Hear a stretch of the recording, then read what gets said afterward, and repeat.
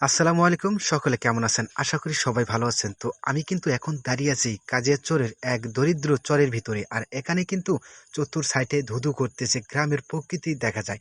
আর এখানে কিন্তু সে একজনেই বাড়ি করে আমাদের এখানে তাক লাগিয়ে দিয়েছে। নানান ধরনের শাকসবজি আ আবাদ করেছে এবং তার বাড়িঘর দেখলে আপনি কিন্তু অবাক হয়ে যাবেন। তো আসলে তার বাড়ি যে ঘরটা সেখানে কিন্তু সে থাকার কারণে এবং সে এক ঘরের ভিতরে গরু, ছাগল ইত্যাদি হাঁস মুরগি সে পালতেছে এবং সাথে কিন্তু নানান রকমের শাকসবজি এবং ইত্যাদি অনেক আবাদ করেছে। তো আসলেই যারা গ্রাম বাংলার ঐতিহ্যবাহী ভিডিওগুলো দেখেন তো আপনাদের কাছে কেমন লাগছে? আমার কাছে কিন্তু অনেকটাই ভালো লাগছে। সে কারণেই ভিডিওটা করতেছি। আর দেখেন কত সুন্দর, সুন্দর ঢেঁড়স গাছ। এই চরের ভিতরে আপনি আসলে আ প্রকৃতির মাঝে ঘোরাফেরা করতে পারবেন। তো সে কারণেই ভিডিওটা আমি করতেছি। তো আপনারা যে যেখান থেকে আজকের এই ভিডিওটা দেখতেছেন অবশ্যই যদি একটু ভালো লাগে তাহলে একটা করে শেয়ার করে আরও একজন ভাইকে দেখার সুযোগ করে দিবেন।